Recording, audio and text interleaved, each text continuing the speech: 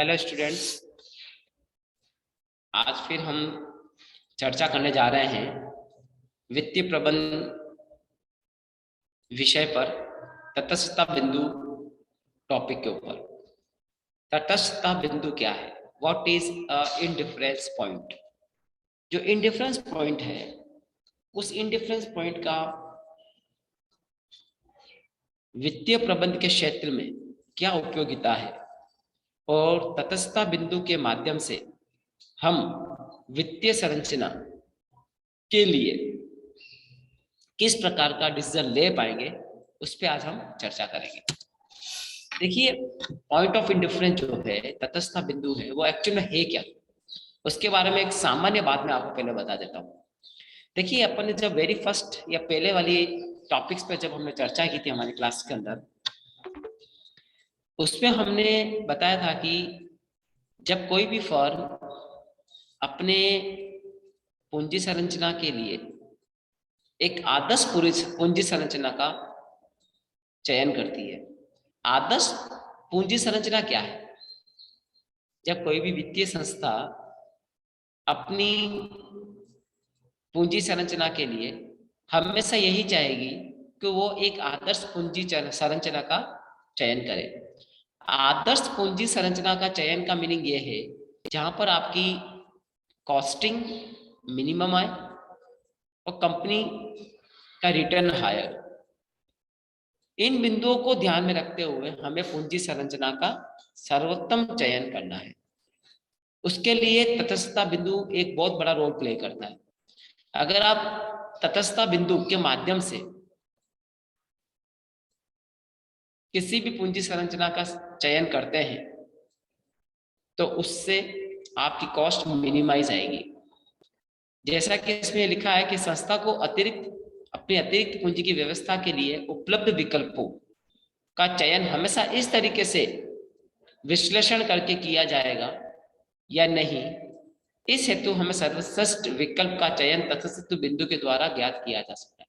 यानी सर्वश्रेष्ठ विकल्प, यानी आपके पास कई सारे ऑप्शंस हैं, उन ऑप्शन में से कौन सा आपके लिए सर्वश्रेष्ठ है, उस सर्वश्रेष्ठ का चयन आप तटस्थ बिंदु के माध्यम से कर सकते हैं।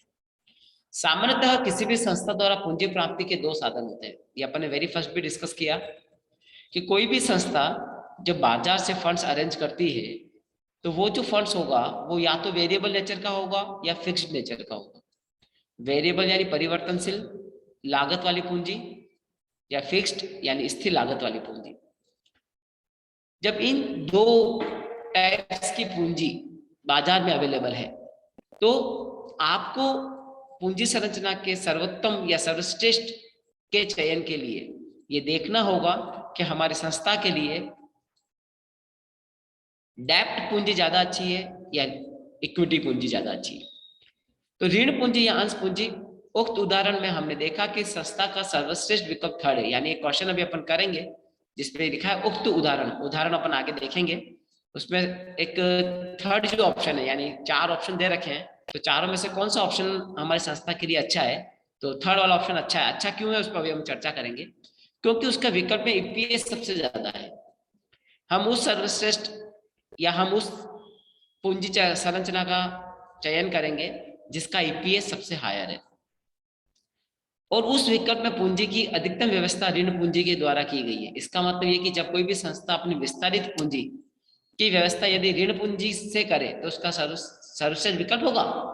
यानी देखो, वेरी फर्स्ट कई चैप्टर्स पे अपने पढ़ा और पहले भी हमने जब चयन किया तो हमने देखा था कि जहां ऋण पूंजी, अगर जो आपके पूंजीकरण की राशि है उसमें अधिकतम भाग अगर आप ऋण पूंजी से प्राप्त करते हैं तो आपका ईपीएस हायर होता है। तो ऐसा नहीं है, यह गलतफहमी है। ये डिपेंड करेगा आपकी कंपनी की स्थिति पर कि कंपनी की स्थिति कैसी है। उस कंपनी की स्थिति के माध्यम से हम डिसाइड करेंगे या कंपनी की परिस्थितियां डिसाइड करेगी कि कंपनी के लिए ऋण पूंजी ज्यादा सही है या अंश पूंजी ज्यादा सही है। तो इसमें लिखा है परंतु ऐसा नहीं है। संस्था में सर्वोत्तम विकल्प के लिए पूंजी की प्राप्ति अंश पूंजी से द्वारा की जाए या ऋण पूंजी के माध्यम से के निर्धारण के लिए आईबीआईटी का वह बिंदु ज्ञात करना पड़ेगा जिससे ईपीएस हमेशा समान आए। ईबीआईटी का यह बिंदु तटस्थ बिंदु कहलाता है। तटस्थ बिंदु वह बिंदु है जिस पर विनियोजित पूंजी पर प्रत्याय दर ऋण पर ब्याज दर के समान होती है। ये कोटेशन है, लिखा हुआ है। अब इसकी एक एक बात आपको समझ में आ जाएगी जब हम आपको इसको एलोबरेट करेंगे। ठीक है, इसको ये जो टॉपिक्स हमने लिखी है ये हमारी बुक का ही कंटेंट है। इसमें एक एक बारीकियों के साथ लाइनें लिखी हुई है, उन लाइनों का बहुत बड़ा मतलब है। अब मैं आपको यहाँ पर तटस्थ बिंदु का रियल में क्या मतलब है उसको बारे में समझा रहा हूं, आप उसको ध्यान से सुनिए। अभी अपन ने चर्चा किया कि तटस्थ बिंदु एक ईबीआईटी की राशि का व्यक्त करता है। एक फर्म की ईबीआईटी राशि को व्यक्त करता है तटस्थ बिंदु। यानी हम तटस्थ बिंदु जब की गणना करेंगे बाय दिस फॉर्मूला, एक फॉर्मूला लिखा हुआ है x1 minus i1 bracket close 1 minus t minus pd preference dividend upon n1। फिर सेकंड सेम फॉर्मूला ही है, पर जहां 1 है वहां 2 लिखा है। तो ऐसे first point, second point, third point, fourth point, जितने आपके पास ऑप्शंस होंगे उतने ही आपके पास यहाँ पर फॉर्मूले आपको लगाने होंगे। जैसे अभी हमने यहाँ पे जो फॉर्मूला लिखा है उसमें वी हैव 2 ऑप्शंस, तो हमने इन दोनों ऑप्शंस को क्या किया, कंपेयर किया और उससे हमने इन डिफरेंस पॉइंट कैलकुलेट किया। ऐसे अगर आपके पास 3 या 4 या 5 पॉइंट है तो ये फॉर्मूले आपके is equal to x minus i3 हो जाएगा, 1 माइनस टी हो जाएगा, माइनस pd हो जाएगा, n3 हो जाएगा, ऐसे ही चलता रहेगा। अब एक बार क्योंकि फॉर्मूला आपके सामने है तो मैं फॉर्मूला में जो वर्ड्स आ रहे हैं उनके बारे में बता देता हूँ कि कौन सी चीज का क्या इंपॉर्टेंस है। तो यहाँ पे x का मतलब ईबीआईटी है, i का मतलब इंटरेस्ट है, t का मतलब टैक्स रेट से है, pd का मतलब डिविडेंड ऑफ प्रेफरेंस शेयर्स है और n का मतलब नंबर ऑफ इक्विटी शेयर्स है।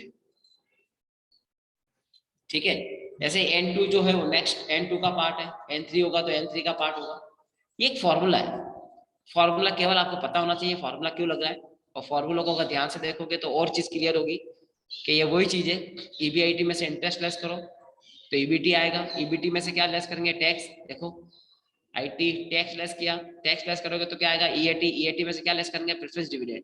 तो क्या बचेगा, profit for equity share holders. उसमें किसको उसमें डिवाइड किससे डिवाइड करेंगे, नंबर ऑफ इक्विटी शेयर्स। तो एन क्या है, नंबर ऑफ इक्विटी, तो हमारे पास क्या आ जाएगा, ईपीएस आ जाएगा।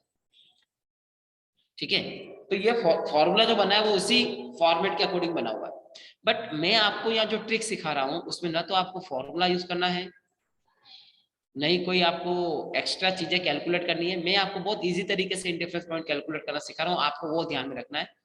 तो कभी भी कॉम्पिटिटिव एग्जाम या नेट का एग्जाम आप आगे फ्यूचर में फाइट करेंगे तब भी आप बहुत शॉर्ट ट्रिक से इंडिफरेंस पॉइंट कैलकुलेट कर लेंगे। और जब एग्जाम में भी अगर कोई बड़े पेपर या डिस्क्रिप्टिव पेपर्स आते हैं उसमें भी अगर आपको सॉल्व करना है तो आप फॉर्मूला जरूर लिख लें, फॉर्मूला याद कर लें, फॉर्मूला से भी आप आंसर निकालेंगे तो वही आएगा। बट आप शॉर्ट ट्रिक से आंसर निकालेंगे तो आपको पता चल जाएगा जो आंसर मैंने कैलकुलेट किया वो सही है या नहीं। तो अपन वो शॉर्ट ट्रिक से सिखाता हूँ इंडिफरेंस पॉइंट क्या है और कैलकुलेट कैसे होता है। देखो अभी मैंने बताया कि इंडिफरेंस पॉइंट का एक्चुअल मीनिंग क्या है, ये आपके माइंड में क्लियर होना चाहिए। इंडिफरेंस पॉइंट से जो कैलकुलेशंस हम करते हैं या जो राशि आती है वो ईबीआईटी के रूप में आती है, और वो जो राशि आएगी ईबीआईटी, वो ईबीआईटी लेवल वो बताएगा कि इस ईबीआईटी लेवल पर अगर कंपनी ये प्रॉफिट अर्न कर रही है तो यहाँ पर जो फंडिंग हम डेब्ट से लें या इक्विटी से लें, दोनों में ईपीएस सेम आएगा। यानी at that EBIT level we are getting same EPS from both side of both types of capital, both types of capital. Both type of capital का मतलब क्या होगा, इक्विटी शेयर हो या डेब्ट हो। यानी ईबीआईटी का वो लेवल जहां आप पैसा जो है, जो फंडिंग आप चाह रहे हो, फंडिंग आप डेब्ट से लें या इक्विटी से लें, कहीं से भी लें, इस ईबीआईटी पर आपका ईपीएस सेम आएगा। जो अपन ऊपर जो लैंग्वेज लिखी उसमें यही लिखा हुआ था और वो मैं आपको यहाँ वर्बली बता रहा हूँ। तो इट मींस आप जब इंडिफरेंस पॉइंट कैलकुलेट करेंगे तो उससे आपका क्या निकलेगा, ईबीआईटी। वो ईबीआईटी लेवल पे आपको पता चल गया कि मेरे बिजनेस के लिए मुझे पैसा कहां से लेना है। तो ईबीआईटी लेवल पर आप पैसा डेब्ट से ले या इक्विटी से ले, दोनों में आंसर सेम आएगा, दोनों का ईपीएस सेम होगा। तो आपके पास क्या मिल गया, एक इंडिफरेंस पॉइंट मिल गया, ब्रेक इवन पॉइंट मिल गया, यानी एक तरीके से एक पॉइंट मिल गया, ये आपका ईबीआईटी लेवल है। अगर उस ईबीआईटी से कम आपने कैलकुलेट कर लिया एक फर्म के लिए, अब सपोज आपने तो ईबीआईटी कैलकुलेट कर लिया बट रियल में फर्म से पूछा आपका ईबीआईटी कितना है, तो उसने बोलता है कि आपका मेरा इन डिफरेंस पॉइंट जो है, मेरा जो ईबीआईटी है, suppose in difference point 1 lakh आया, एग्जांपल से समझो, इन डिफरेंस पॉइंट कैलकुलेट किया आपने, वो आया 1 लाख, और आपने संस्था से पूछा आपका ईबीआईटी कितना है, तो उन्होंने मेरा तो ईबीआईटी 80,000 ही है। रियल में तो हम 80,000 ही कमा रहे हैं, अपन ने तो कैलकुलेट 1 लाख किया, बट रियल में कंपनी 80,000 ही कमा रही है। या किसी से पूछा तो कह रहा मैं 1,20,000 कमा रहा हूँ। यानी या तो आपका ईबीआईटी जो है, जो आपने ईबीआईटी कैलकुलेट किया, उससे कम प्रॉफिट कमाएंगे, या उससे ज्यादा कमाएंगे, या उसके इक्विवेलेंट कमाएंगे। 3 कंडीशंस हो सकती है। तो अगर आपका ईबीआईटी आपके इंडिफरेंस पॉइंट से कम आ रहा है, तो उस कंडीशन में आपकी फंडिंग इक्विटी शेयर से होनी चाहिए। किससे होनी चाहिए? इक्विटी शेयर से। और अगर आपकी ईबीआईटी, किसी फर्म का ईबीआईटी इंडिफरेंस पॉइंट से ज्यादा है, तो उस कंडीशन में आपको आपका पैसा डेब्ट के थ्रू लेना चाहिए। तो ये एक स्केल तैयार हो गया माइंड में। तो अगर आप आप एज अ फाइनेंशियल मैनेजर किसी कंपनी में अपनी सेवाएं दे रहे हैं, तो वहां पर आपका ऑब्जेक्टिव क्या हो गया? आपको उस संस्था का इंडिफरेंस पॉइंट कैलकुलेट कर लेना है। कैलकुलेट करके रख लिया। अब आपसे पूछा गया कि फर्म को 2 लाख रुपए की जरूरत है भैया, कितनी जरूरत है? 2 लाख रुपीज की। और आपसे पूछा बताओ 2 लाख कहां से लाऊं, डेब्ट से लाऊं या इक्विटी से? तो आपने कहा बहुत आसान है, आपको कोई पेन नहीं चलाना है, आपके माइंड में इंडिफरेंस पॉइंट कैलकुलेटेड ऑलरेडी। आपने पूछा कि अच्छा वर्तमान में कंपनी कितना कमा रही है? वर्तमान में कंपनी 50,000 कमा रही है, ठीक है। 2 लाख और अगर हम आपको दे देते हैं, मान लो 2 लाख की फंडिंग हम कहीं से भी लाए, डेब्ट से लाए, इक्विटी से, वो 2 लाख मिलाने के बाद आप कितना कमा लोगे? 2 लाख कमाने के बाद हम 80,000 कमा लेंगे।